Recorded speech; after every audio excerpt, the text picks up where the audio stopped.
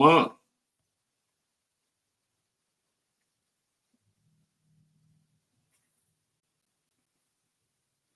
Mic check, mic check, mic check. How we feel? We good. We good. What Doggy up, dog? What up, though, YouTube? Feel funny without the intro. Oh yeah, did we don't got the intro? We ain't do the intro. We ain't got the intro. No, wait a minute, man. Intro. That ain't right. We have to go with the broke ass nigga. What you do today? Broke ass nigga. What you do today? Man. OG, bitch, I talk more shit than Dogface. The most dangerous voice in Detroit is running all over the YouTube streets. You better look over your shoulder. All right, nah. That shit ain't feel right. Dogface there TV you go. in the area. 5, 3, 2, 1.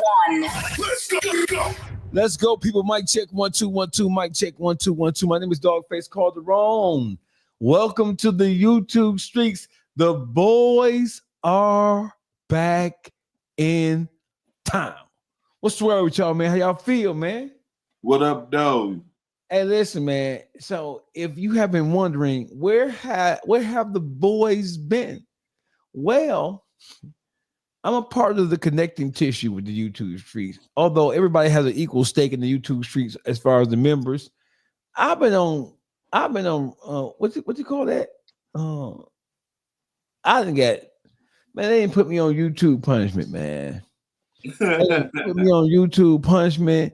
I just got off of another restriction that prohibited me from going live or uploading anything on YouTube. Yesterday was my 14th day. They let me off last night about 6, 7 o'clock at night. And I had just been suspended from YouTube, I think, for 10 days or 7 days prior to that. I think I only been free. Free, boss. I was only free for less than a week. And I was moving around with that, man. Welcome to the YouTube streets. Public Figure Boogie TV is in the building, man. I ain't got to introduce y'all, man. Y'all introduce y'all, man.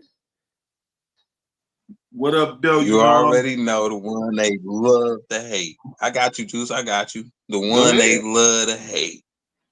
Me. Public Figure Boogie TV. I'ma say what I want. Hey. Hi. Is that the best you can do? No. That's all I got. That's all you got. Man, we ain't been on air in 2 weeks, and that's all you can give the people, bro. Is that bullshit? Man, they know where to find me. I told you I'm the one they love to hate, man. I ain't got, man. I'm tired. You don't got no. I did some work today. Right. You know that's a lie. You are pulling an all-nighter right now. You feel me? Hey, Juice, do you think I did? That's what you call a lackluster introduction of yourself? When he took over. Hey, Boogie, ever since you started smoking, I'm here, ain't I? Ever since you got that job, I'm here so I don't get fired. Nah, you back real funny ever since. You back real fun. Look at this shit. This nigga got a new butane lighter. You know what I'm saying? He got a new case. Hey, Juice, get your people. Uncle Juice, the Beat Factory 313 is in business. What's the word, Juice? Sure, everything been real, man. Tap into the Beat Factory 313 World Story podcast. I got some members only. Tap into the members only, and I got some exclusive stuff coming. I got the Jail Boys coming back. It's gonna be some gangster stories that y'all ain't never heard. These boys ain't never talked that y'all been wanting to hear. We got GG coming through from the Brewster Projects and a few more guys. You feel me? Right. And so listen, we in our absence, there has been so many things that have been taking place in the land or in the world of hip hop, what have you. We got a lot of shit to talk about tonight, man. We might as well just jump straight into it. Cause this is a late night podcast, man. So we might as well just jump right into this shit. So do y'all want to start with K-Soul, or do y'all want to start with Luce Cannon and Luce Cannon's quest to get Wack100 indicted? Where y'all want to start? We gonna let Boogie pick it first. He the youngest. We'll let the youngest pick it first. What we started at? We started with Luce Cannon, or we started with K-Soul's dad? Yeah, we gotta fuck with Luce Cannon first. Okay, so listen, I'm glad you said that because We on Luce Cannon. it just so happens that we have this shit queued up. So here's the backstory on this. Luce Cannon is in federal lockup right now. He is a part of Big U's indictment, and the indictment covers everything from extortion to is it murder involved in the indictment, or is it just extortion? Yeah, you know that boy got killed, so that's in that indictment of the boy the young football player guy. Yeah, him. Okay, so listen, so we have Luce Cannon up on deck. So Luce Cannon has been calling in to No Jumper from federal lockup. Luce Cannon's case has also been disengaged from the larger indictment, from Big U's larger indictment. He was a member, he was an indicted co-conspirator in Big U's case, along with Brick Baby and several more people. But Luce Cannon's court date has been disassociated from the court dates of all the other indicted members. Now, to me, that can only mean one thing: when the courts decide to disengage one member of the indictment's case from the rest of them. If the charges, if they haven't proven, or if there is no motion where they're saying that there's no justifiable evidence to continue to associate this particular client with this overall indictment, if it's not that, the only other way that I know that somebody's case, if you are indicted, a multi-person indictment, if they take one person on that indictment, one named co-conspirator, and they disengage his court dates and his legal action from the rest of the crew, that's normally a bad fucking sign. Right or wrong? Right, for real. So what does that say about Luce Cannon and his we ain't gonna call him no rat because of that. He's a well-established Crip rat. He's a Crip rat. A Crip rat is a gangster, gang-banging rat bastard, right? Right. I got a question, serious question, man. Who's worse, Luce Cannon from the looks of it, or 6ix9ine? Who's a worse individual? Luce Cannon. Why you say Luce Cannon is worse than 6ix9ine? Because Luce Cannon willingly participate in the crime stuff, and then when shit get thick, then he want to give a motherfucker up. That's the definition of a real rat. He willing. See, 6ix9ine manipulated the gangs for his benefit to exceed in the rap world, to look like he was a gangster. But Luce Cannon actually participates in gangster shit. He gets down. You feel me? And then when the law come around, then he go work with them too. You feel me? So yeah, he the worst kind of motherfucker rat. You feel me? He'd get at you. Then when you get on his motherfucking heels, he gonna put the law on your heels. You feel me? Hey, listen, I want to shout out to the Dog Pound. We don't call our chat. We call our chat Dog Pound. What up to everybody in the Dog Pound? B Will, Wack100, Gangster Strategy and Rap.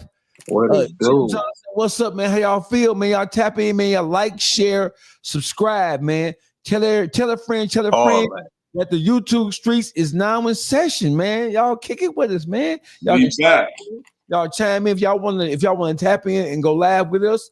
I'm gonna put the link down there so y'all can go live with us, man. You know, we like that. We don't mind letting our constituents come on here and talk their shit, man. As long as you're respectful, even if you don't agree with us, you can say what you got to say. We don't give a fuck, man. So what I'm going to do is I'm going to put the link in the chat. So if you guys want to tap in and fuck with us, man, y'all can tap in and fuck with us, man. We like that, bro.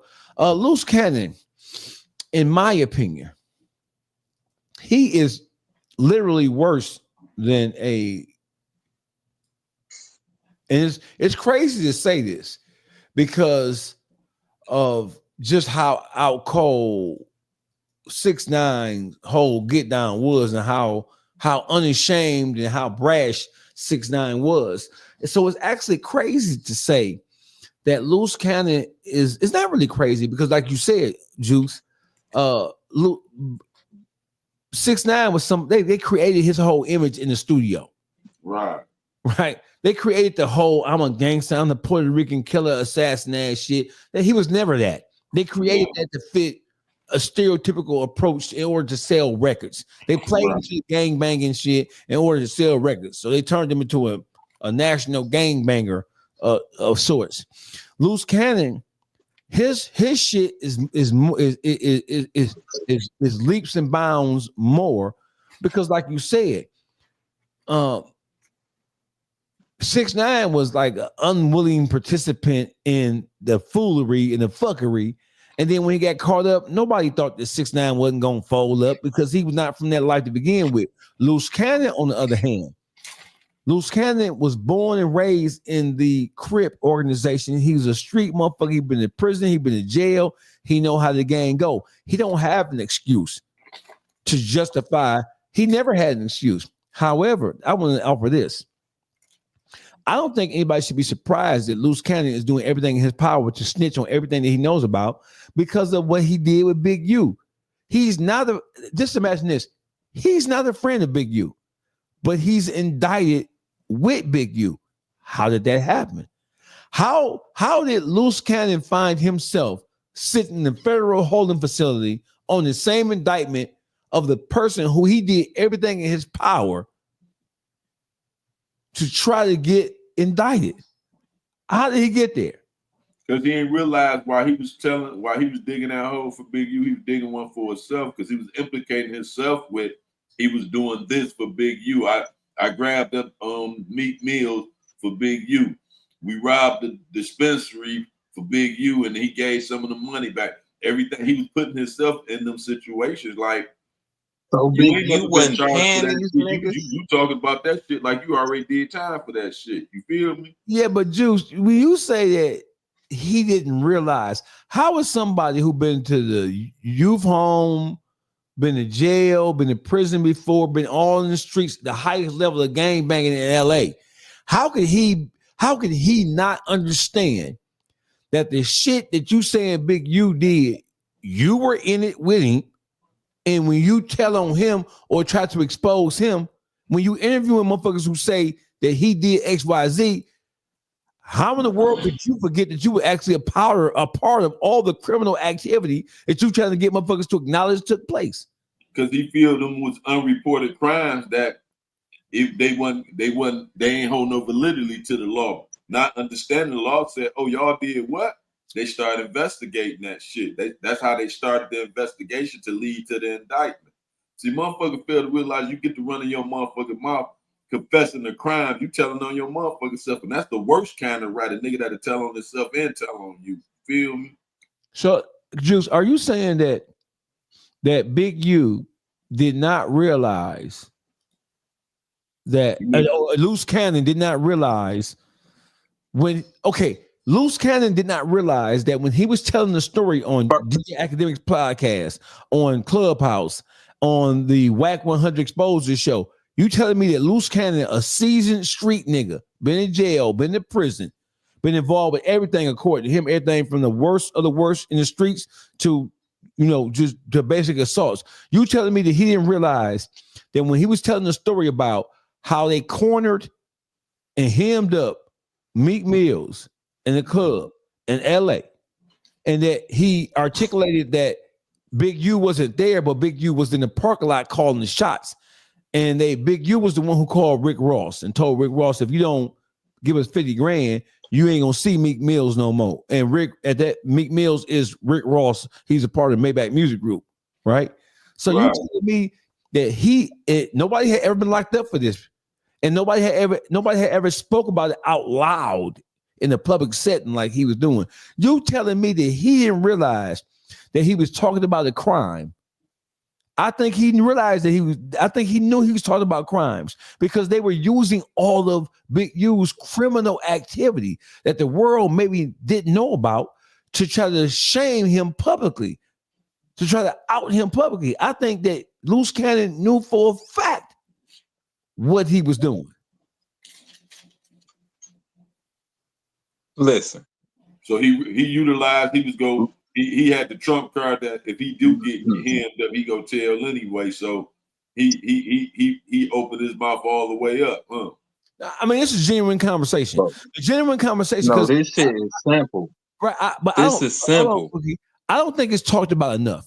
So let's round this up. So let's make sure, because this is going to be one of our hot scissor reel clips. Luce Cannon is sitting in a federal holding facility, a part of Big U's federal RICO indictment. He's indicted as a co-conspirator along with Big U. They say that he aided and assisted at Big U's instruction, robberies, murders, assaults, kidnappings, extortions. But the reason I say he act like he ain't understand that he was getting himself hemmed up to is because look what he did after No Jumper hookup with the old guy. He pistol whooped and all that, and he was talking about that on himself. Like he must thought because they ain't reported right to the police that it was cool. But I don't know what he was thinking, because that was dumb as hell.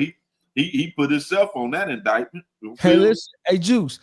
So the incident that happened outside No Jumper when they jumped on the guy and they beat him and the preacher and the other guy up, right? So right. The world didn't know that happened. How the world found out about it and how the world saw what happened is because Luce Cannon and his crew, along with Wack100, filmed it. They filmed it, they acknowledged it, they talked about it, and then they released the footage. There was nobody outside. And the camera footage of them jumping on the guy, that camera footage didn't come from the surveillance camera from No Jumper. That footage came from a cell phone. The phone. Right. So now Luce Cannon is calling from federal lockup. He's calling No Jumper, and he's saying, as it specifically relates to this case, because now there's a civil lawsuit against Wack100 saying that he orchestrated the assault of the guy, right? So Luce Cannon is calling No Jumper. Once again, now you in federal lockup. You in there facing a multi-count federal RICO indictment, and you concerned with calling No Jumper and talking about crimes that you were a part again. Not only did you do it to Big U, but now you're talking about that Wack100 put y'all. And it's one common thing with this motherfucker. One common theme with Luce Cannon is nothing is ever his fault. He's always doing something at the behest or at the request or for somebody else.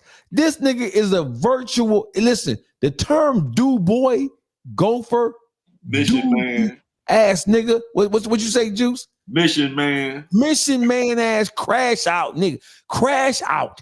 If you put crash out in the dictionary, Luce Cannon pictures right there. You told everything you knew about Big U's crimes and got yourself indicted because you stupid ass nigga. One thing you forgot was that you were the one who executed all this shit. Big U wasn't even there for 99% of the shit that you said he orchestrated. Just like the situation with Wack100. Once again, your Wack100 didn't touch that guy. Wack100 didn't touch him. And Wack100 is on video, clear as day, saying, hold on, don't shoot him, Luce. Hold on, back up, Luce. Leave that guy alone. Don't go there. You're going too far. Wack100 is the only one who has plausible deniability in this whole thing. So once again, Wack100, he's a diabolical piece of shit, like I said. Once again, the only people who is at risk for really getting indicted, it ain't Wack. That's why ain't no police charges didn't come about this open-ended assault. It ain't Wack. It ain't Wack.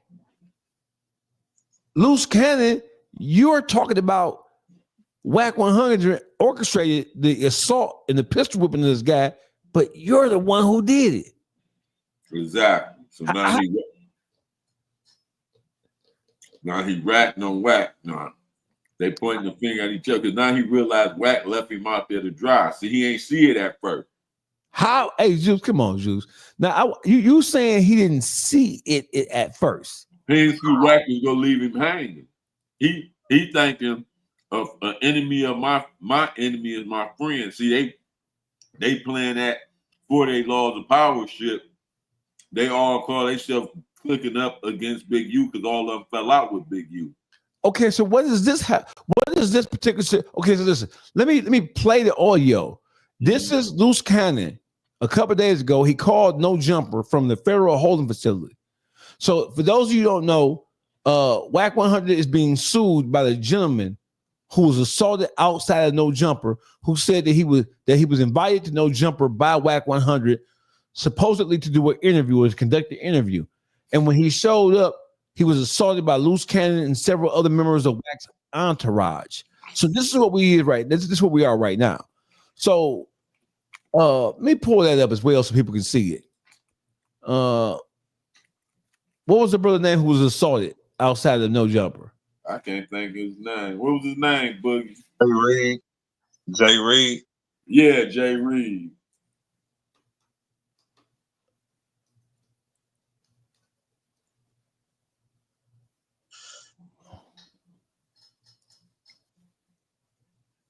Man, Luce Cannon sat in one classroom all day. The boy's slow in real life.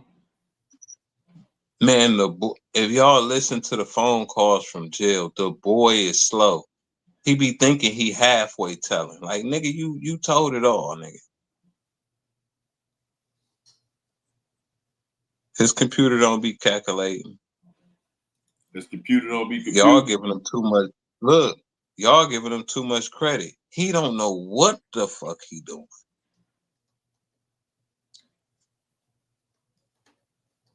He just get up under somebody and they play with his computer. Cause he let Wack walk him right into that indictment, taking him on all them platforms to talk about Big U.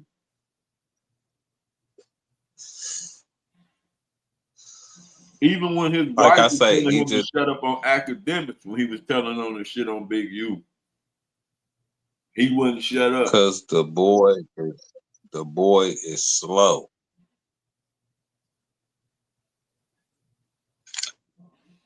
She knew, but he didn't.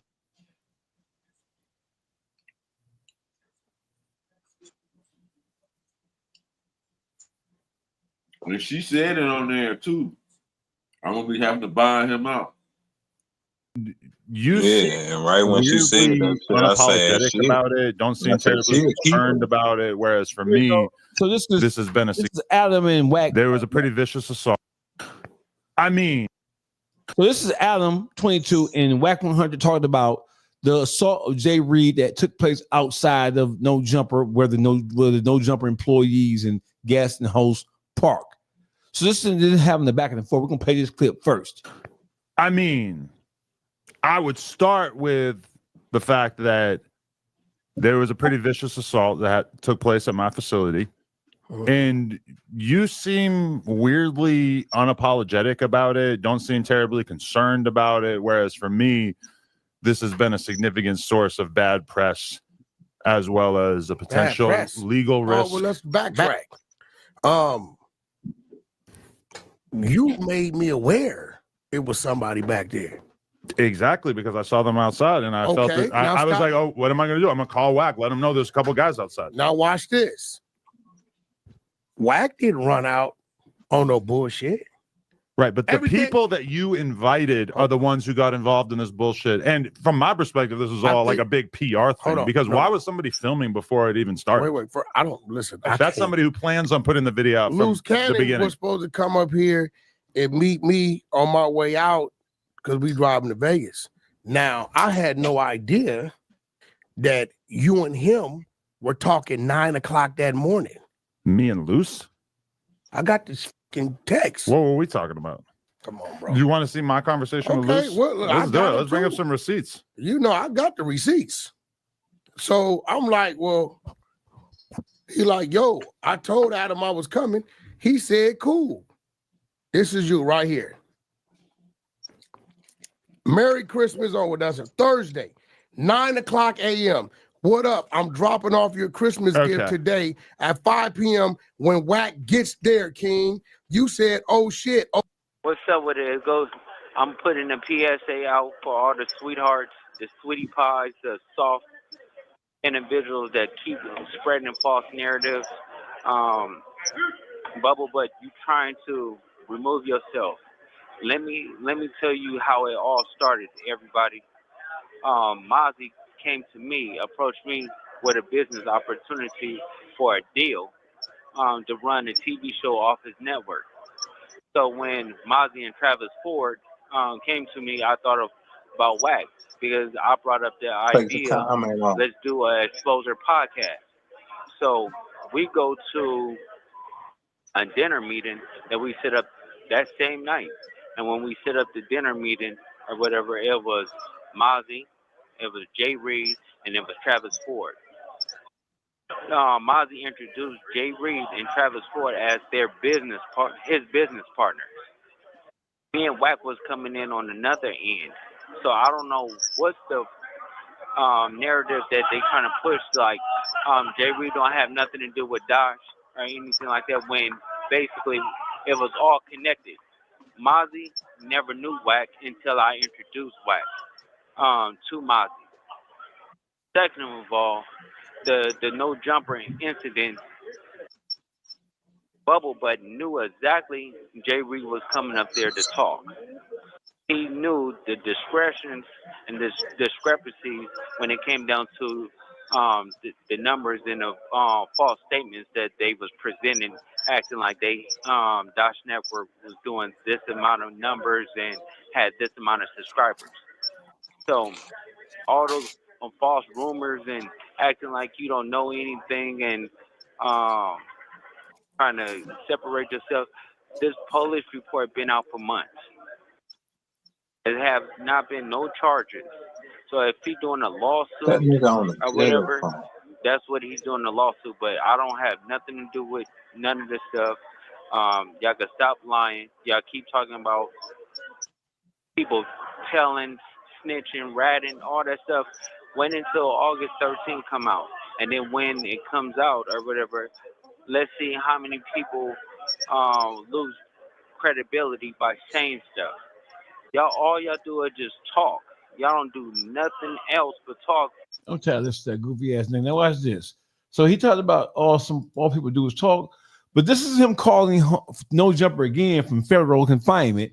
Talked about Wack100's involvement in orchestration of the assault of Jay Reed outside of No Jumper. He just said why.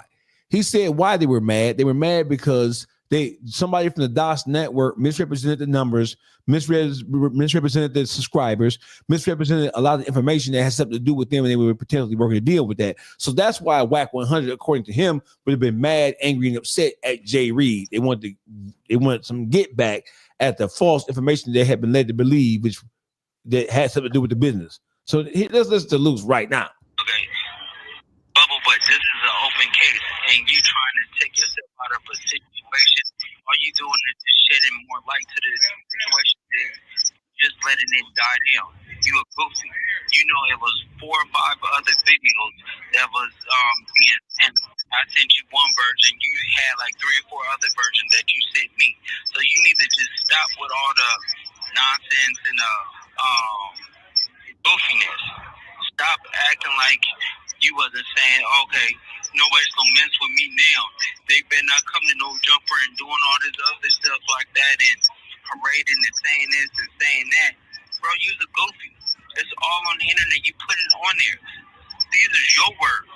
Nobody else. You're trying to give somebody a case or whatever because you know when I get out, you have to stand on what you got to stand on. This is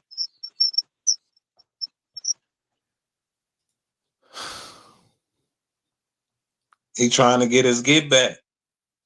Wack made him tell on himself. He like, shit, now I'm finna tell on you, nigga. He doing it. He's like, I'm going, hey. Ain't no he shame going in his all the game. way. He like, fuck it. He talking like that's honorable what he doing and shit. You feel me, weak ass nigga? You feel me? But in a way, he kind of think he halfway telling. No, it sounds like that he doesn't believe that what he's doing right now is telling. Listen, what's ratting and what ain't ratting, what's snitching, what ain't snitching, what's cooperation and what's not cooperation. This shit has been turned around so much to where these motherfuckers are trying to make it seem like that cooperation with the intent of getting the nigga knocked down is not what it is. He on a jail phone, and he don't think he was telling. He think he was cold talking or something. He on the jail phone. He thinking he was doing this and shit on the phone. This nigga said, "Listen, you're on. I told you that nigga stupid. You're on a jail call in a federal holding facility, talking about an incident where somebody had been assaulted outside of No Jumper in a video that you are in. You niggas, listen. I told you, boy, goofy, bro. No, but he's calling Wack goofy though. This is the case of the pot calling the kettle black. How can you call somebody goofy when you're the one who's caught on tape time and time again committing the actual criminal act? And then to try to relieve yourself of responsibility, you ain't saying that you ain't there. You ain't saying that you ain't jump on the J. Reed guy. You ain't saying you ain't pistol whipped J. Reed. You ain't saying that you're the one who assaulted him, beating them to death. You're saying that Wack100. He like you told me to, nigga. That's what he alluding to. Exactly. Like you knew he was coming. You told me to, nigga. That's Like just the last thing for him to say. Like that's the last thing for him to say. Like Dog said, the only way we knew about it is because he the one put the tape out.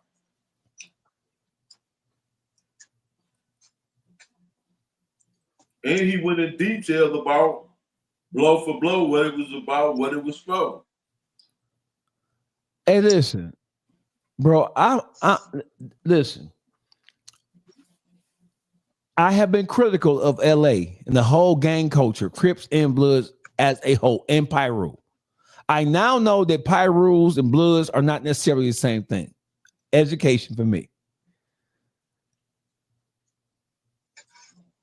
We now know that the Crips and Bloods, for a fact, have been robbing, extorting, beating, and killing motherfuckers who come to California looking to have a good time, looking to shoot a music video, looking to meet with label execs, looking to go to the Source Awards, the Soul Train Awards, the BET Awards, the MTV Awards. We now know, according to their own testimony, that they were responsible and played a hand in all this shit. So how once again, we don't have anybody from the Crip organization with a name coming out to talk about this. Once again, you have a certified member in Luce Cannon. He rolling 60s official. I don't see, this is an example of motherfuckers trying to hide in plain sight the behavior of their own crew because they don't want to talk about their own crew being some bitch ass niggas. You can't be an authority. You can't have no moral authority in no matter if you won't call a spade a spade. And that's what I'm talking about when I'm talking about selective gangsterism. You have Crips and Bloods who are quick to point out and talk about who else is a rat and a hoe and a bitch and that. But when their own members fall victim to their own type of hoe shit, they don't got nothing to say about it. How in the world can a motherfucker like Luce Cannon get to be as feared as he was in LA based on all the shit we're doing right now? And somebody just said all the shit he was doing. He was supposed to be getting DP for a whole year. Every day for a year, he supposed to be getting DP. He did so much shit. Juice, you still there? They violated so many codes. Juice, how did listen? These niggas been robbing niggas for a decade or longer coming. Yeah, longer than that. Yeah, they've been robbing niggas since the Source Awards in LA. And listen, when you look at Luce Cannon and Big U, and when you look at how clumsy and how ill-conceived their thuggery was, it makes the motherfuckers who've been getting robbed and extorted, it makes them niggas look like even bigger hoes. Because Meek Mills, you tell me you let these goofy ass niggas, these niggas is goofy for a fact. You let these goofy ass niggas rob you, and you big Philly. And these niggas have been traveling to Miami, Atlanta, coming to New York, moving around, going to Vegas. And you Meek Mills, you a millionaire. And you full of this Philly shit. You full of fully, and you let these, why? I want to know, why are these niggas, why were they allowed to travel out? I can see LA, y'all gathers. This y'all turf, y'all backyard. But why wasn't these niggas getting fucked up when they would travel to Miami, New York, Atlanta, Houston even? Right, for real. Why? That's a question. Did he fuck with the Crips? No, because that So he might have had a.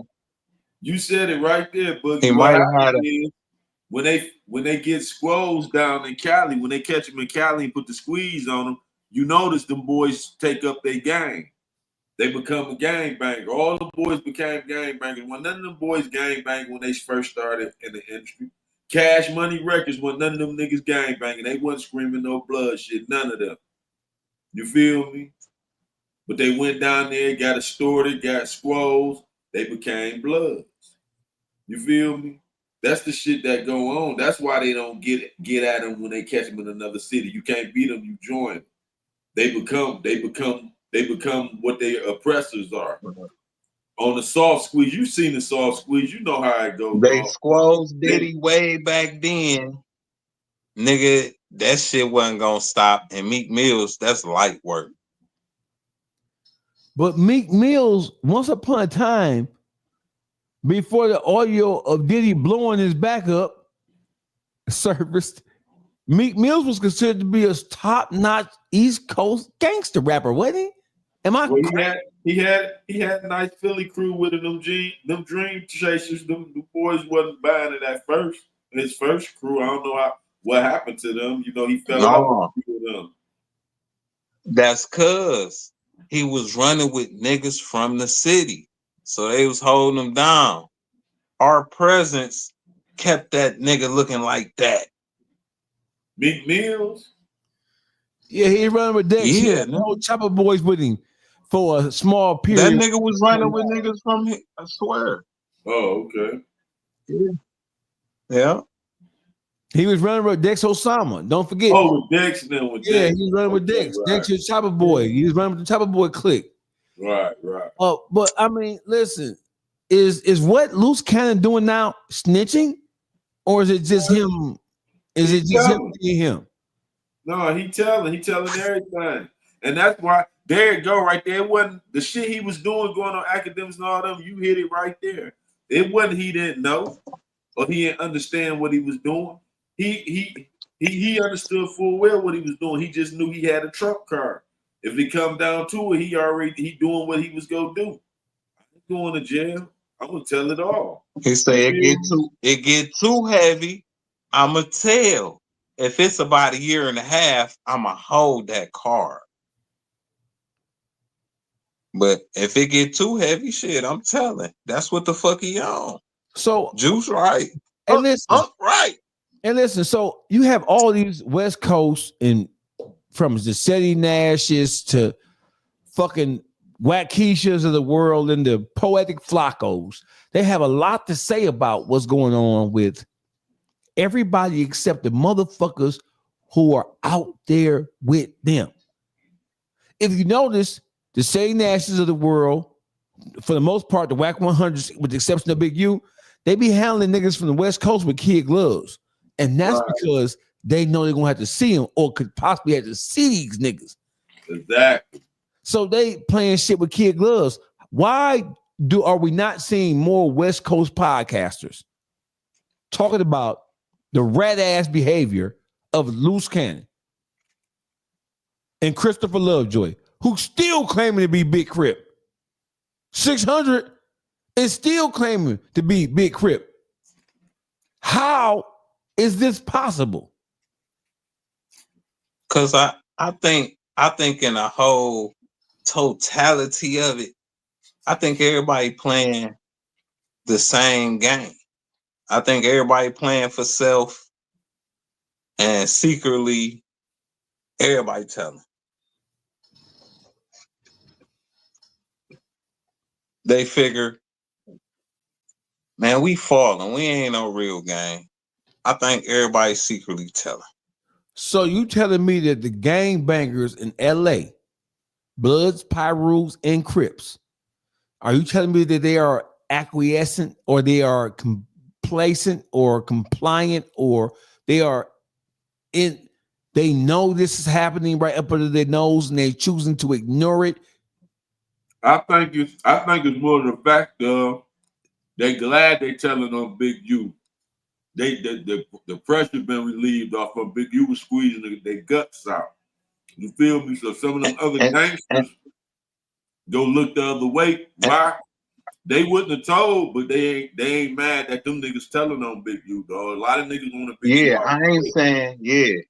They are not directly telling, but if you is close with the rat and you know he told, like you, oh, this my man's, oh, you told too. Y'all told. You didn't directly tell, but you close with the rat. And them niggas is playing the game like that.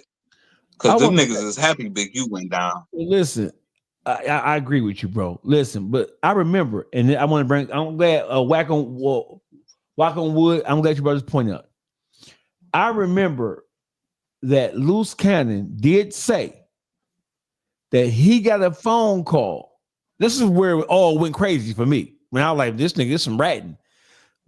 Luce Cannon told the story where in which a Big U called him and told him, oh, Nipsey is dead. Somebody killed Nipsey.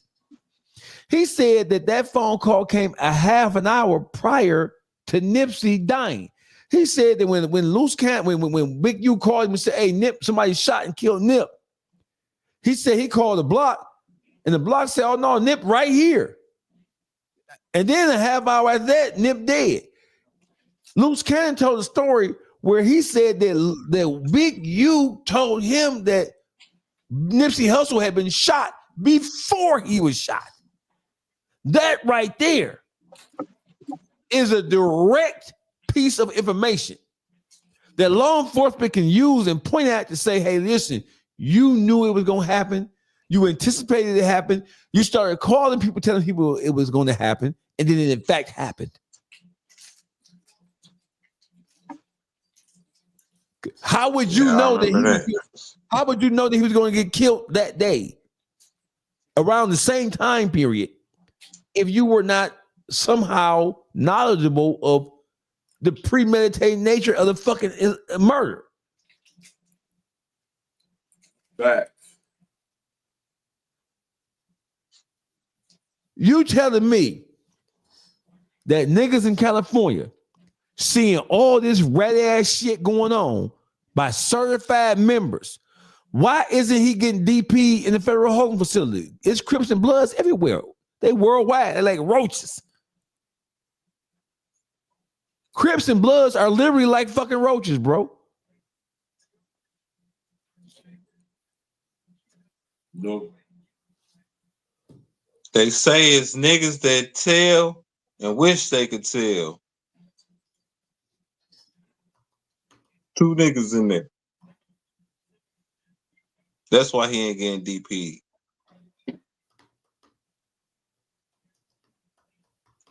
Shit changed.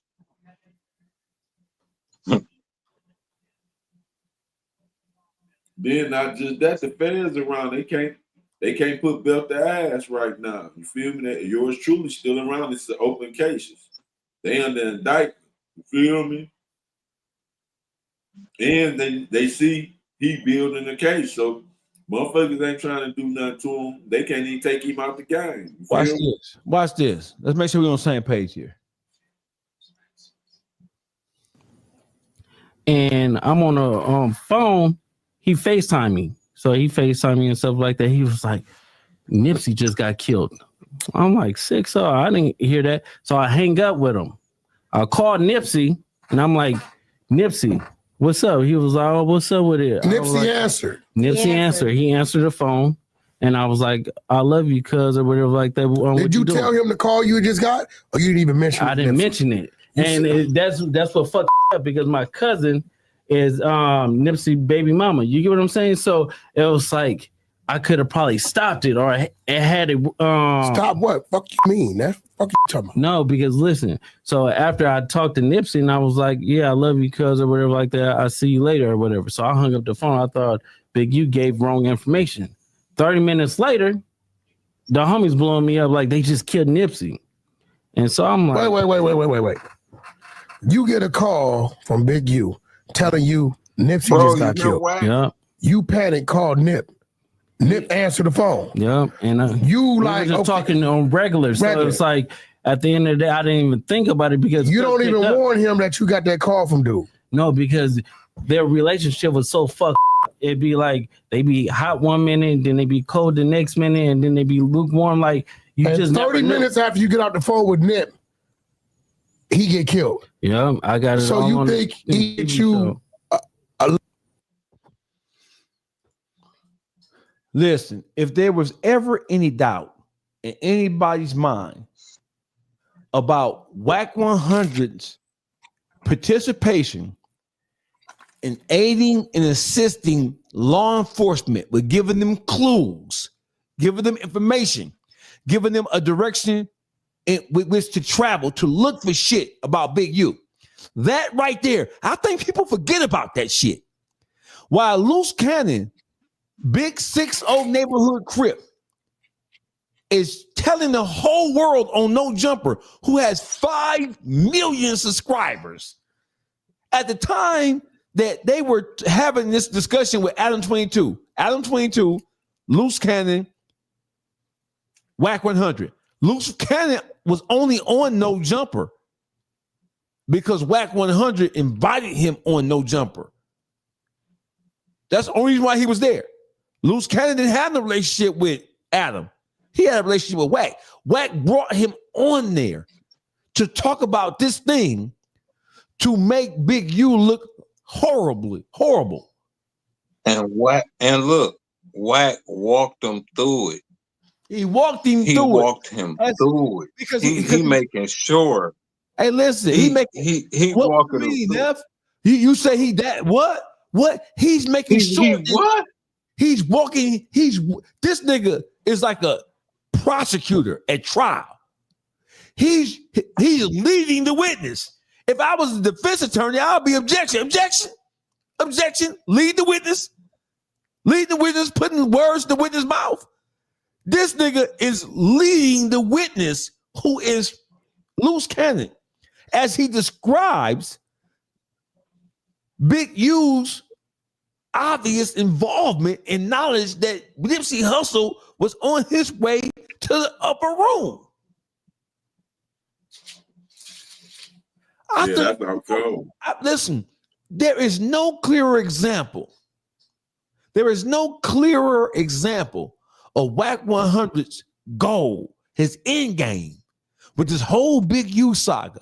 His end game was to feed information. You telling me that you are sitting here next to a man who's describing that this man had knowledge of Nipsey Hussle's murder prior to it happening. And he's sitting on No Jumper, who has a subscribership of 5 million plus people. You telling me the feds and the hip hop police ain't paying no attention to that? And fast forward a couple of years, y'all jump on Jay Reed outside No Jumper. Still to this day, y'all jump on him. Y'all start filming before the attack happened. Y'all filmed all the way through the attack. The assault, the robbery, the pistol whipping, stripping him of his clothes, kicking him in his ass while he was naked. 2 people getting assaulted and pistol whipped and robbed. Y'all then released the video of y'all criminal activity to the world. for the world to see. And to this day, no charges have been filed. I'm not advocating people get charged, but there's only one reason in my mind that the feds, because this is a conspiracy. That's RICO right there. Were you saying that one man in Wack100 instructed y'all to do this shit on his behalf? That's a game. That's a conspiracy right there. That's the very definition of this RICO shit they're talking about. You have one person orchestrating all this criminal activity and benefiting from it. That's the very definition of RICO. Why has nobody been criminally charged with the assault on Jay Reed? Why is Jay Reed filing a civil lawsuit right now? Where are the criminal charges? And once again, I'm not advocating the motherfucker get locked up behind shit, but I want y'all to know, you know, and we know that this shit is not normal for a motherfucker to capture on film somebody getting pistol whipped, assaulted, fucked up like that, and the police ain't did shit about it. You know why the police ain't did shit about it? Because you got more than one person in that inner circle who's already working with the fucking federal government, bro. That's why they ain't touched that shit, because they ain't want to blow a bigger case. Think about this too with what you saying. Why is LA niggas the only ones able to run around here and openly admit to being part of a gang, and they don't even be indicting them gangs? Everywhere else they go, you say you in a gang, they go and indict y'all. New York, they went and swooped all them New York gangs up. They went through Atlanta. They went through Chicago. They went through Detroit. How Cali niggas all these years, over 50, 60 years of banging, it's okay for them to openly be saying on the dead, I'm rolling 60s. I'm Pyru, I'm Pyru. And they not indicted. That's the only state that the feds ain't fucking with like that. And why? That's a big point, Juice. That's a big ass point you just made. Especially because we see how state, federal, and local law enforcement are treating gangs in general now. We see that, but the very association with a gang, once they connect the dots with some type of criminal activity, they swooping up everybody associated or claiming in pictures and videos. You know what I'm saying? You got to prove you ain't guilty. You got to prove that shit. That's a heavy point. So you telling me we just played that video where Wack100 is walking. He invited Luce Cannon onto No Jumper to tell that story. Luce Cannon didn't have no other information to give. He got no personality. What the fuck would he be on No Jumper for? Wack100 specifically invited him on there to tell that story about Big U. At the very least, it was public character assassination because he knew how much the public, especially the West Coast, loved Nipsey Hussle. At the very least, it was a public character assassination attempt. At the least, at the highest level of it, you are providing blues clues about somebody who knew about a murder before murder transpired, and you're providing the proof that he knew about it. Luce Cannon was the actual proof. Luce Cannon was also the proof about what happened with Meek Mills because he was an eyewitness. He was there. So this is what Luce Cannon. Let's get ain't no rat. Luce Cannon, you went on 2-3 different podcasts. You went on, I think you went on Cam Capone, you went on DJ Academics, you went on No Jumper, and you were on Clubhouse, and you were on YouTube telling the story about how Big U called you and told you that Nipsey got killed a half hour before he got killed. How in the world could Big U know about that? You called Nipsey's still alive. A half hour later, Nipsey dead. What are you trying to communicate to the world by telling the world this story about Big U knowing about Nipsey Hussle's demise at least a half hour before he got killed? You trying to tell the police that Big U is complacent. He's involved with this shit. That is a material fact. Hey, Juice, you telling me that if I say Juice called me a half hour before Jack and Jill got shot on Gratiot in Hamburg. I'm telling the whole world in a public setting. Oh, Juice know about Jack and Jill getting killed on Gratiot in Hamburg. A half hour later, Jack and Jill get killed on Hamburg. And I'm telling the whole world that Juice called and told me that Jack and Jill was going to get killed, was dead on Hamburg. But then when I called Jack and Jill was still alive. A half hour later, Jack and Jill, in fact, were murdered on Hamburg. If I say that out loud, you tell me the police is not questioning me about what I'm saying I know about your criminal involvement or knowledge of a crime happened before it happened? For sure, they calling you, taking you down for some motherfucking questioning McDonald's and shit, and see where you come up with this, how you come up with this logic. You feel me? Make it make sense to them now. You feel me? Walk them through what you know. And see that's what's going on now. And these boys doing it so fluently now that they making it acceptable in the community now to just be ratting and be slimy to one another.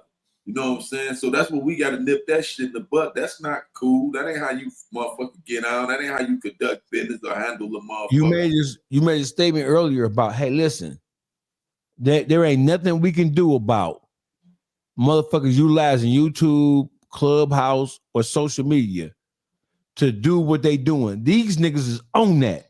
When you look at what just happened with T Grizzly, let's switch speeds for a second. What just happened with all these motherfuckers were T Grizzly under the bus. T Grizzly did it. He did it. Making a lot of noise about T Grizzly's possible or obvious involvement in the death of his manager / Aunt JB. It was all on. They all had to backtrack. And then when the verdict came down, it was a hung jury. He didn't get acquitted, but it was a hung jury. They were not as loud about that as they were about saying that T Grizzly had to have known. Yeah, he did it. Why? They were quiet as a motherfucker. The verdict was out 3-4 days before Poetic Flacco and Shelly Nash started saying anything about it. Why? Because they were sitting back in amazement at what took place. Because they were sure, they were absolutely positive that guy was going to get convicted, and that conviction was going to lead to T Grizzly being wrapped up in that goddamn shit. Yeah, because they say they have reliable. I ain't gonna lie. I thought that nigga was cooked. You thought that Jermaine Whedon was cooked. Wu-Tang. Yeah, I thought he was cooked.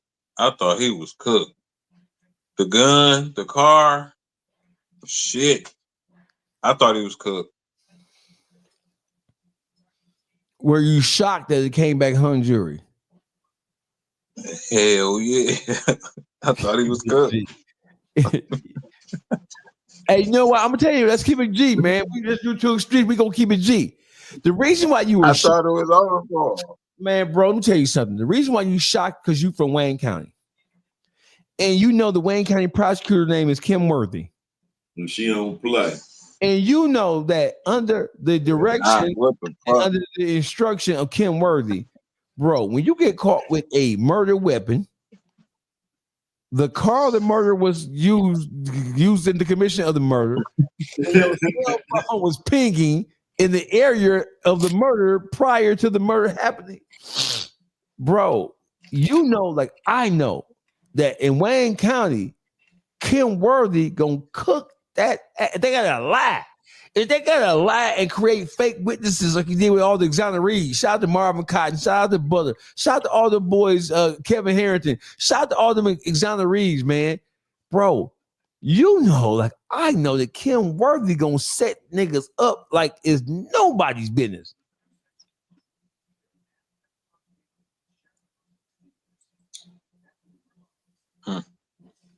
So how did he get a jury? All it takes is one juror not convinced. All it takes is one juror not to be convinced that a motherfucker committed the crime as the prosecutor says they did it. All it takes one to get the whole jury, baby. Sure. He had everything. He got caught with everything except the body. He couldn't. How one juror couldn't see that? What you trying to say, Juice? Come on, That right there. obviously you trying to make some type of point, Juice. What point you trying to make here, Juice? I'm saying, how did he get a hung jury, dog? And this guy had everything but JB.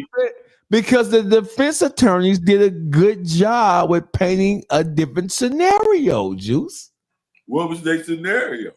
I don't know, but they painted that bitch. I want that lawyer. Hand me that lawyer. I need him. I will pay him right now. That lawyer is on Johnny Cochran level. Well, he said he was on Brian Steele type shit. This motherfucker got caught with the smoking gun. Does it mean that he used the smoking gun? Juice, you like I know that plenty of guns get passed around in the hood, Juice. His cell phone was at the location before and during the murder. His baby mama had his phone, and they got your argument. She drove. What about this hot ass car? Say, excuse me, Juice. Excuse me. Just happened to drive to Detroit and be on that block, huh? Yes, of course it is. Stranger things have happened, Juice. Stranger things have happened. Yes, sir. What's your next question? And he had the car that was at the scene, so his baby mom was driving that car. That's the car his baby mom was driving. Total coincidence, Juice. You and I both know stranger things have happened. And by the way, yes, the gentleman was Jermaine Wheaton, aka Wu-Tang. He was re-indicted, and they're going to try him again. Pre-trial conference starts on the 15th, which is 5 days. So they're retrying the gentleman for the same charges, same case. So what's the chances of this gentleman and Wang? The chances at this point, I don't fucking know, because we know Kim Worthy, bro. We know Kim Worthy better than we know the pastor of the church we never go to, because we some fucking heathens. You hear me? We know Kim Worthy. Kim Worthy is one of the most publicly known people in metropolitan Detroit, bro. Everybody know who she is and know how she operates.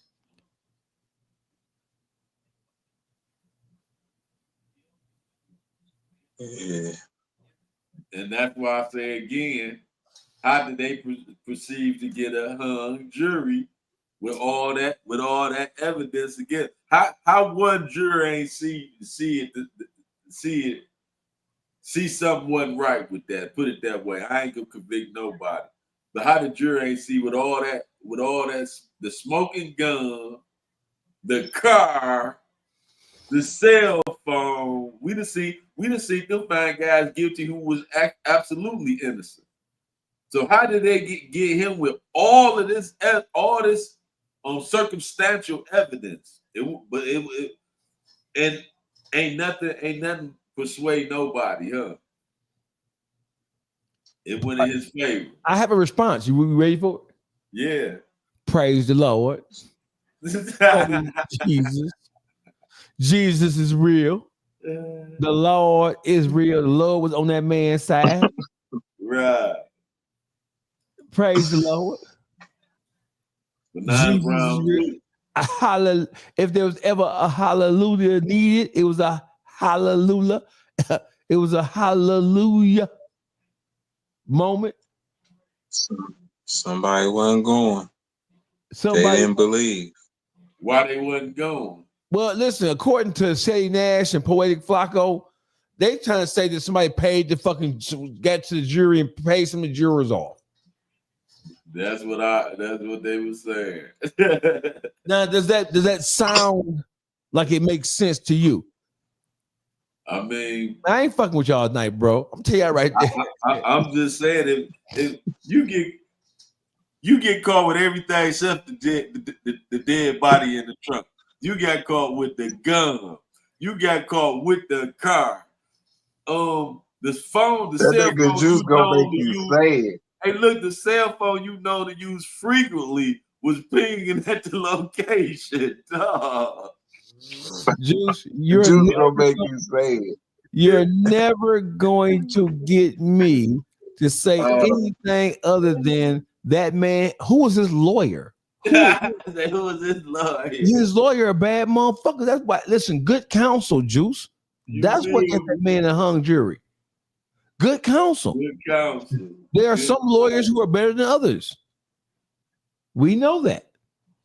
We gonna see if they bat 1,000 because they up for round 2.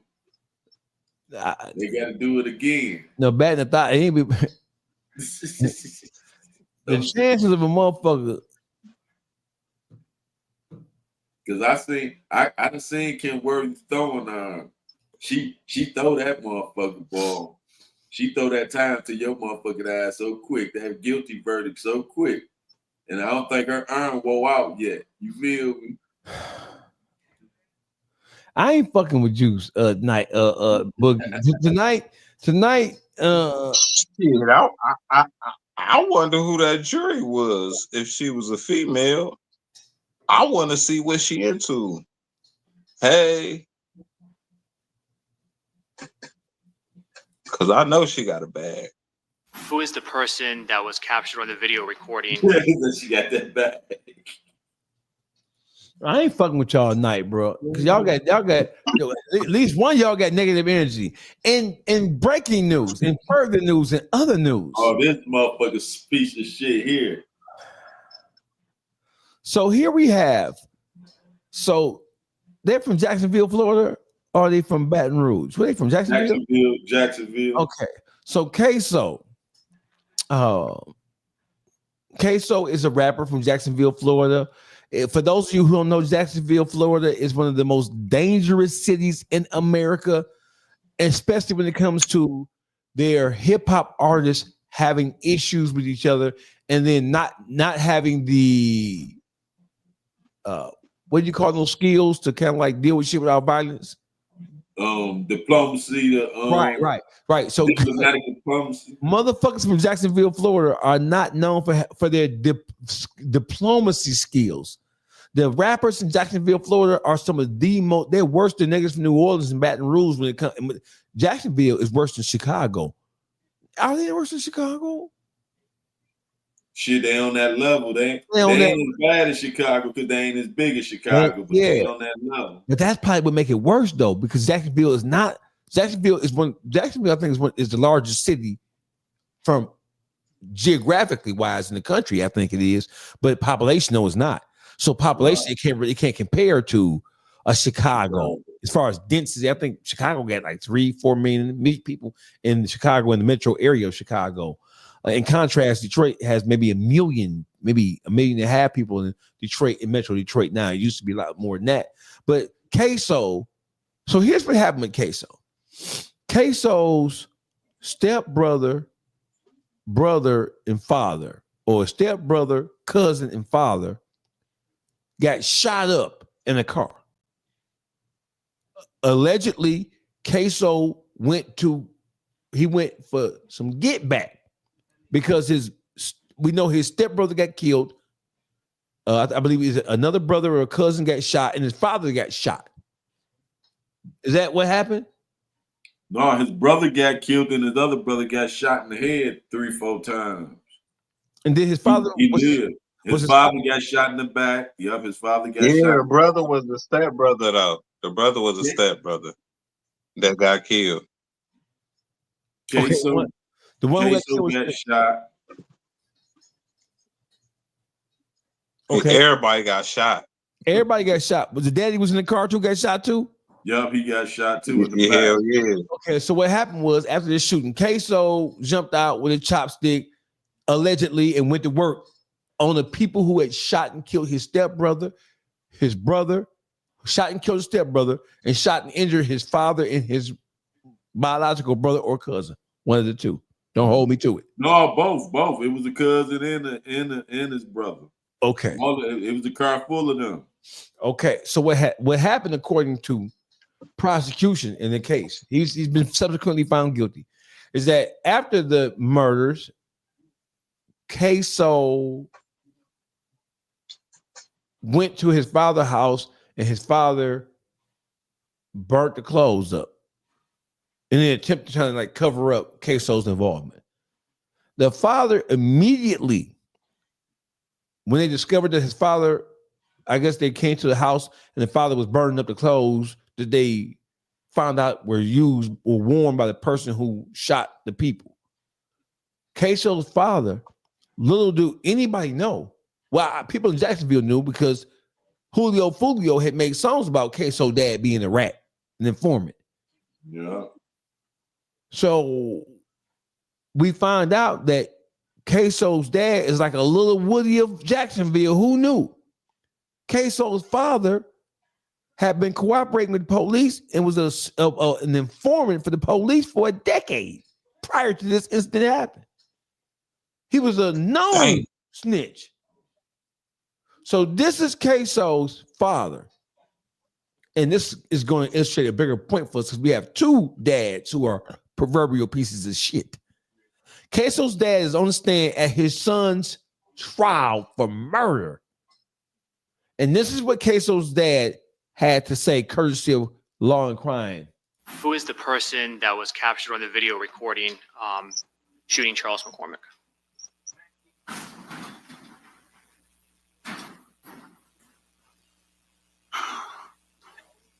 My son.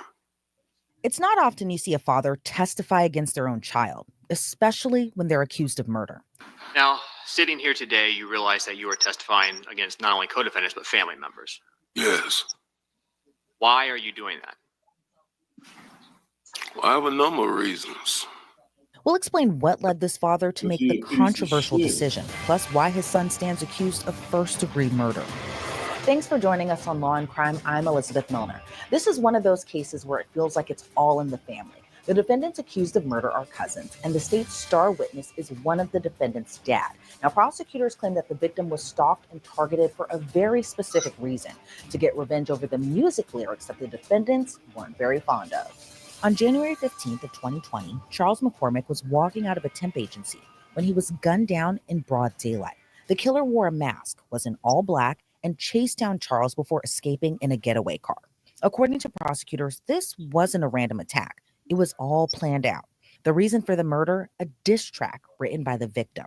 Prosecutors claim Charles McCormick Jr., known as Lil Buck, made a diss song about a man named Willie Anderson. Willie was gunned down about a year earlier while leaving a nightclub. So when the track came out, reportedly making fun of Willie being killed, but also how Queso's dad, brother, and cousin were also injured in the shooting, prosecutors say that was motivation to get back at Charles, aka Lil Buck. The state says Queso, his cousin Leroy, aka ATK Scotty, and their accomplice Dominique Barner, aka Butta, all stalked Lil Buck together, and that it was Queso who was caught on camera shooting Lil Buck, while ATK Scotty was in the car with a loaded gun ready just in case. But it was 5 people charged altogether. Queso and ATK Scotty, who were tried together, Abdul Robinson Jr., who has yet to go on trial. Butta was offered a plea deal after admitting that he was the one who drove the getaway car. He also agreed to testify against Queso and ATK Scotty. What was the reason that all of you wanted to kill Charles McCormick?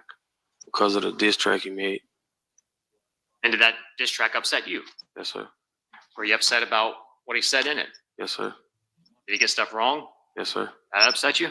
Yes, sir. Why was Hakeem Robinson and Leroy Whitaker and Kareem all upset? Because he was dissing their brother and friends. And by brother, you mean Willie Addison? Yes, sir. But there was another key witness the state used, Queso's own dad, to testify against him. Mr. Robinson, do you see your son Hakeem Robinson in the courtroom here today? Yes. Can you tell us where he's seated and what he is wearing? He's seated between these 2 lawyers right there with a beige suit on. But there's a reason he was offered a plea too. The elder Robinson was arrested back in 2020, accused of helping in the escape after the shooting. So when faced with a 60-year sentence versus a 20-year sentence, he took the latter, but he testified it wasn't an easy decision. On January 15, 2020, prior to the murder of Charles McCormick, were you aware of what was going to happen to him that day? No. Did you participate in any of the planning of the murder of Charles McCormick? No. Were you present when Charles McCormick was murdered? No. Did you know that was going to happen before it happened? Nope. When did you find out Charles McCormick was going to be murdered? Or, excuse me, when did you find out Charles McCormick had been murdered? After I picked up Scott and Butter. So that would be Leroy Whitaker and Dominique Barner? Yes. You indicated you picked them up. How did you know that they needed a ride on January 15th, 2020? My son called me and asked me to go give Scotty a ride. Which son? Kareem. Abdul Jr.? Yes. Now, sitting here today, you realize that you are testifying against not only co-defendants, but family members. Yes. Why are you doing that? Well, I have a number of reasons. And what are they? I got some health issues. I got 2 6-year-olds and an 8-year-old daughter. And, you know, when my 8-year-old daughter asked me when I'm going to come take her to the daddy-daughter dance. Objection, hearsay, relevance. Overruled. You can answer. When she asked me over each year when I'm going to come take her there, and I keep letting her down. Then my 6-year-old son, when he asked me if I'm going to come to his football games, come take him fishing. My other 6-year-old, he asked me, when I'm gonna come see him, when he begging me, please come see me, daddy.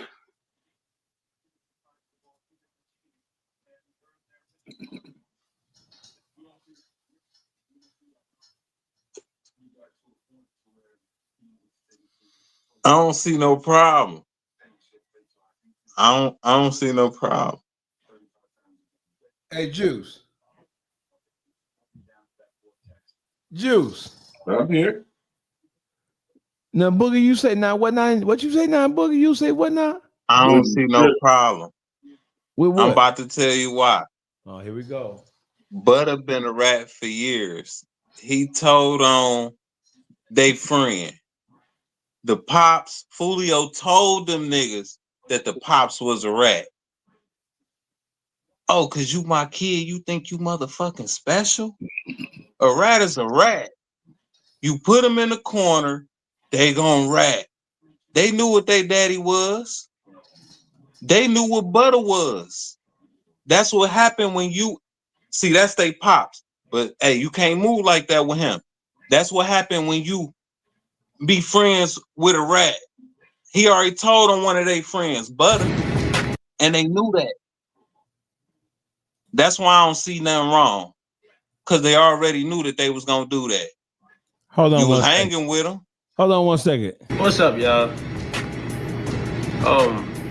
I woke up today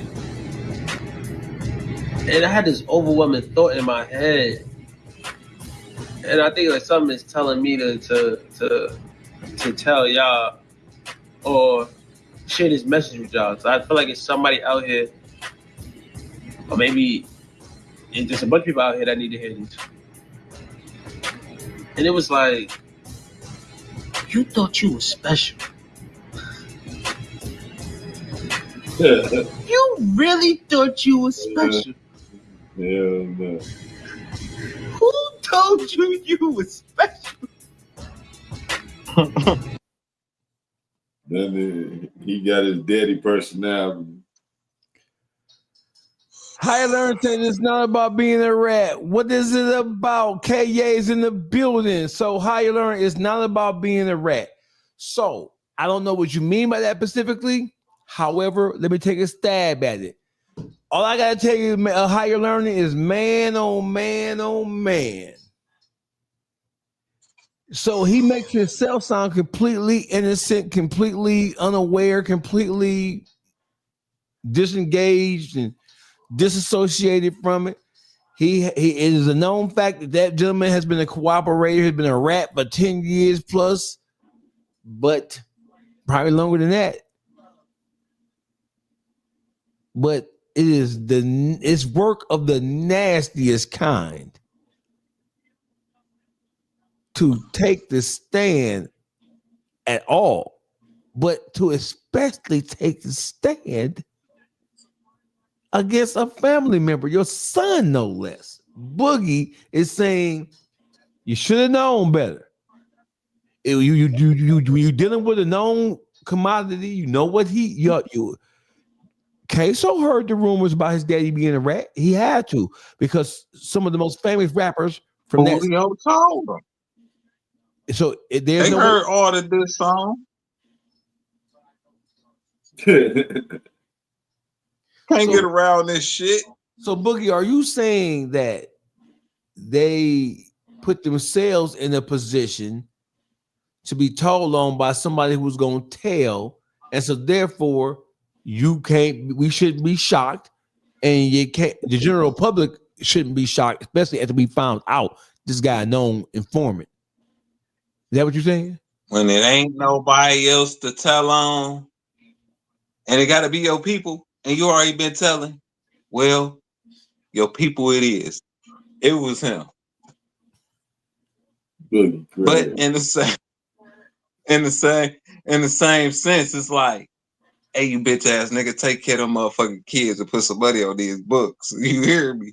Because it wasn't no sense of all us going to jail anyway. Fuck it. Put some money on the books. Take care of my kids, nigga. Hey Boogie, hey, listen. I'm going to play devil's advocate here. I'm going to say, okay, all's well, bro. I'm going to say that, right? What's the chances of him doing what you just said? What's the chances of Queso dad saying, okay, you know what? I'm gonna take care of you. I got you. What's the chance? Let me go type it. Put some money on my books more than usual, nigga. Damn, you know how to thug it through, nigga. Hell no. Hopefully he would. He told on me. That's the least you can fucking do. So how I already knew you was telling, and I accepted it. I only could be mad at myself because I know you was telling, but you my pops. But I ain't have to thug with you now. I ain't have to make it easy for you to fucking tell on me. But I did. So nigga, put some money on these books for me being a dumbass and take care of my kids. That's the least you could do. I ain't even mad at you. And he gotta tell a nigga, I ain't even mad at you, so he could put some money on the fucking books. That's the least you could do since you told on me, nigga. The hire says, Dogface, are you willing to jeopardize everything you work for your son that brings heat to you? Hey, Juice. Hey, Juice man. He out. Are you willing to jeopardize everything for your son who brings heat to you? Boogie. The question is, are you willing to jeopardize? Yeah, you know, Juice got to go work in the morning. Yeah. He asked me, are you willing to Dogface? I have to answer it because he asking me specifically. Are you willing to jeopardize everything you work for your son that brings heat to you? So listen. This is my honest, I'm giving you a straightforward, honest answer. His son didn't bring heat to him. His son was sliding on some get back shit based on his stepbrother, his father's stepson, getting shot and killed, and other people in their crew getting shot and killed. So once I'm in it, I'm in it, bro. Once I'm in it, I'm in it. At least because I'm the kind of nigga, I'm gonna give you some advice that's gonna save your life. If you choose to go against it, then whatever consequence come with what you got going, that's on you. But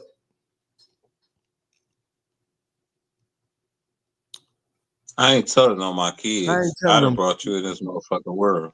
I would just slid myself because he was really sliding to get back for what happened to his stepbrother and his father getting shot, and niggas making songs about it. I ain't telling because I just take it on the chin that I raised you wrong. I guess I ain't do a fucking good job. That's on me. No, the shooting. What happened was is that Queso's half brother, father, his cousin got shot, and then later Queso went to Rad for what had transpired. His father, he went to his father after the fact. His father just saying that he didn't know anything about it until after the fact, where in which he tried to destroy some evidence, and the evidence was Queso's clothes for one. He got caught, and then when they caught him in an attempt trying to destroy the clothes that Queso was wearing, allegedly doing the murder, then his father got wrapped up in this shit, and his father chose to testify against Queso. I'm not telling on my son, bro. Now, if he wasn't already a rat, then it made total sense to me. But since he already a rat, he already been a rat. That's just what he is. He backed in the corner. Anybody could get it. Yeah, listen, when a rat it's not about nobody. Real rats don't pick and choose. Real rats gonna get you together. A real rat don't give a fuck. And that's just what that was. He already that's his get down. Same thing as Butter. That was their get down. So when it get heavy, shit, whoever in they path that they could give up, this was finna happen. Yeah, I'm getting the fuck up out of here. That's they thought. That's their thought process. They getting the fuck up out of there. Like, hold on, I ain't finna sit here, and I got this trump card, and they already been telling, ain't no morals, ain't no integrity. The higher says, bro, I'm not lying none of that. Or on my son. If I'm out here pushing rapes and whatnot, don't bring that peasantry and hey, higher, bro. If I know my son thugging, you know what I'm saying, I don't want no parts of it. I'm just gonna say I don't want no parts of this shit. I'm gonna go on my own way. You know what I'm saying? But if I actively participate or try to encourage my son to doing something wrong, if I'm in it, I'm in it. I'm in it, bro. That's how I'm rocking. You walk away from it, nigga. That's what you supposed to. You know what I'm saying? Hey, higher. Matter of fact, I'm gonna put a higher. Click that link right there, bro. Click that link. Come on and talk to us about how you feel, bro. Come on here. Give us your rendition of what's going on.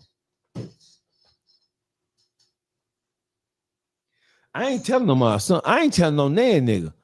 You know what I'm saying? But I ain't telling no my motherfucking son. What? No, I'm just listen. If I know I ain't cut like that, I'm gonna try to counsel my son out of that shit.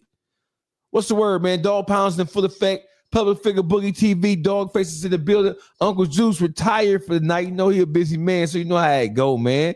Y'all know what it is, man. The YouTube street is in full effect. All it takes is two of us to come together. And what a beautiful thing it is when two players meet. Queso's dad. They say it's a treat. Queso's dad is a despicable piece of shit, bro. And hell is too cool for him. Hell is not hot enough for Queso's daddy. He's a despicable piece of horrible shit. The only you person heard him say the whole family ain't fucking with him. Man, the only person who I can think is worse than him is Wack100.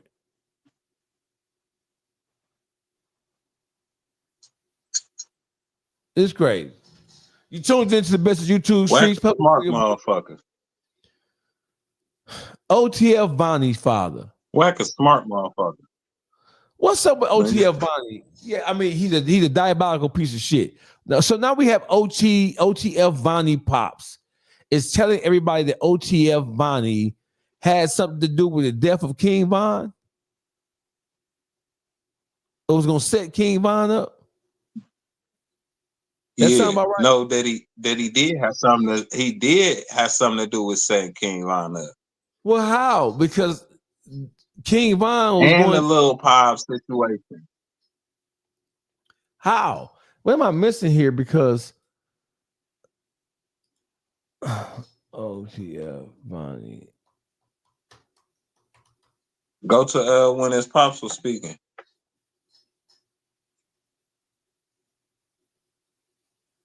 And that's what Juice was telling me.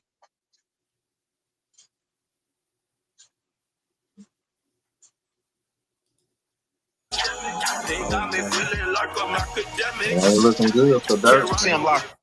All right, this is too much fucker. I need Wack 100. Man, I need this. Hold on, Wack. Get on the line, Wack. I need you. Yo, Wack. Yeah, what up, bro? Wack, I got OT and Vonnie father on the line. He's saying that his son paid. He said he went with his son to pay for the murder of King Von. You gotta listen to this shit. Okay, slow down. Hold on, I'm adding you in the call, Wack. You gotta hear this shit. Okay. Hold on. Percent on the other side. You take that right. Yeah. Hold on. Yeah. And by the way, I got Wack 100 on here. Let me get this right. You telling me Vonnie, that's one of the ones arrested with Dirk, right? That's the one they say might be telling. His father is saying, here we go. Slow down. You saying his father is saying that his son paid for some hits? Not some hit, a hit. What's your name, bro? My name Hassan, brother. Hassan, you's a bitch ass nigga. Okay. You are straight up. You's a bitch ass nigga. Listen, a bitch ass nigga. Let me tell you this, Wack. Let me tell you this, Wack. I'm gonna let you talk first. Slow down, bro. I'm gonna listen to you. I don't give a fuck what he did, homie. You right, but at the end of the day, that's your son, homie. And for you to be doing whatever you doing, whether it's true or not, and I can't say it's any truth to it because it's coming out of your mouth. You got some ill intentions, bro. But I don't know how his mother feels, his grandmama feels, his other siblings and shit. But my nigga, if you don't see no wrong with what you doing as a man, as a father, my nigga, like you need, like, see, I call myself a bitch ass nigga from the August 26, 1994, until I paroled in 99 because I was in prison and couldn't be there at the birth of my son in his first 5-6 years. Bro, how could you fix your mouth and your mind to do your seed like that? We got content! I'm gonna let you finish talking and I'm gonna talk. Go ahead, bro. I really want to know that I called myself a bitch ass nigga when I couldn't be there for mine. And let me your son locked up, right? Ain't he locked up? You finished? You got it, homie. Okay. I Wack. Let him go. Nah, you ain't a father, bro. Lay back. Okay, you're right. I'm not a father. You're right. On the line right now, bro. I'm muted. Okay, I'm gonna give you like this, brother. First and foremost, as they say, I brought him in, I can take him out. Pay attention to this. But let me finish. I ain't gonna cut you. That nigga a wild boy. Did you hear what you said, Boogie? That nigga said.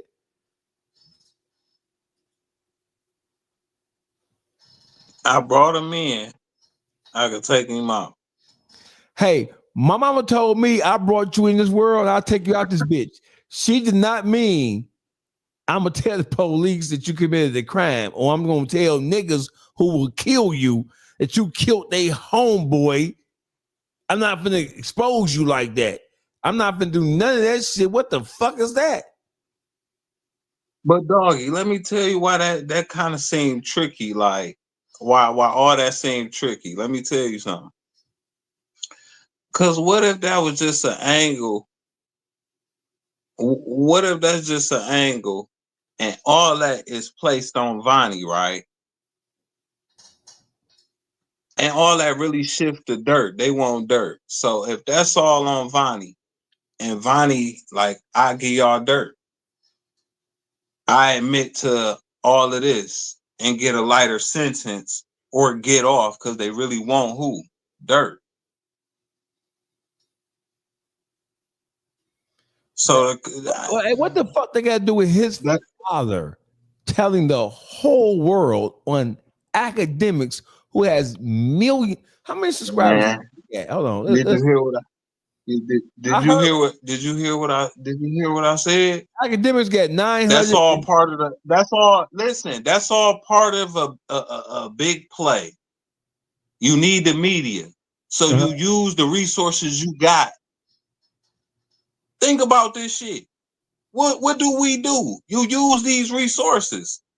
My pops, hey, you put that shit out there, all that shit be on me. They want dirt. And I admit to that shit, and I'm out of here. Did he admit to it? Dirt made me do all that shit. Is he admitting to it? Is Vonnie admitting to it? I don't know. I don't know what Vonnie doing. They saying he's snitching. They saying Vonnie snitching.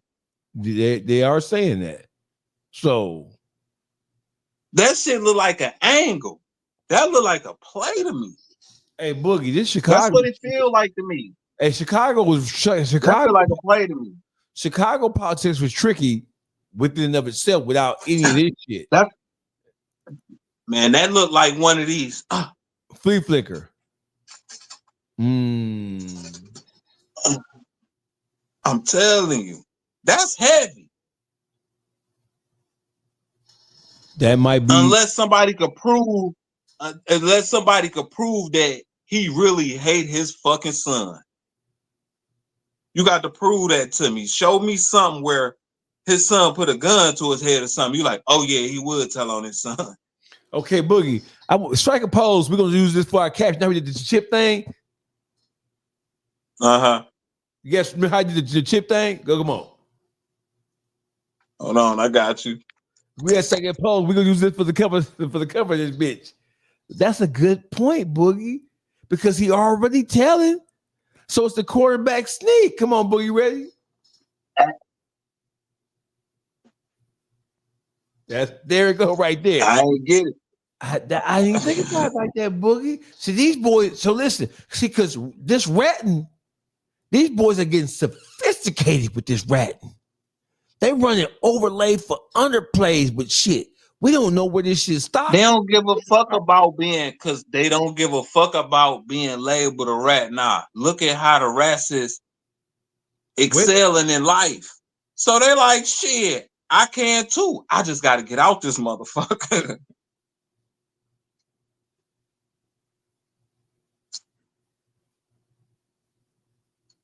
I told you my computer be compute, nigga. That's some shit. So is he wrong or is he right because he's trying to work a play that's going to help his son eventually? It's wrong because it's some ratting ass shit. But shit, that's his motherfucking, that's his son.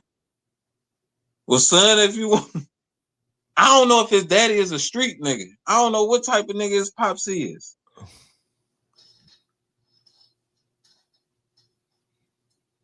I don't know. Just so we know, about a month. Being who I am, son, I can't fucking help you, rat. Just so we're on the same page, right? Yeah. Like Dogface, me, Ice Red Vezzo, Smoke, East Warren Smoke, Jetto, and a couple of more people. We were at Monaco. King Von lost his life outside the Monaco Lounge. We were at Monaco about a month after that incident transpired. About a month after King Von got killed outside of Monaco, we were there inside. It was an after party inside that bitch. Monaco, right next to a gas station, bro. And even when we were there, it was a gang of police sitting next door, the same way it was when Von was there. You hear me? This shit right here.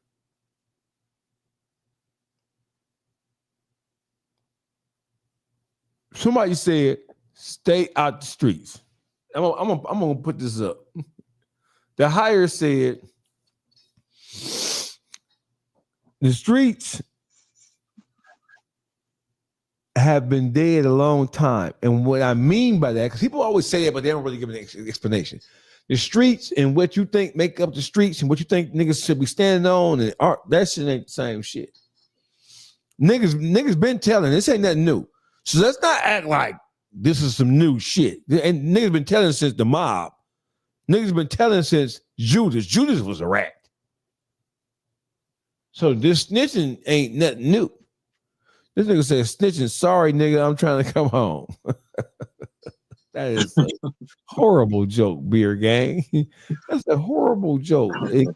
Yay Feezy, K-Yay, aka the Gucci That's man. how they rule.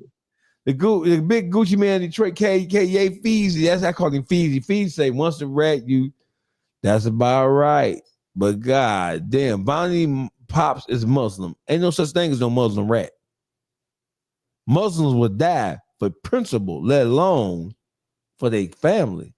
If he's professing to be a Muslim is one who completely and totally submits his will in order to do the will of God. A Muslim ain't afraid of shit on paper. This nigga here.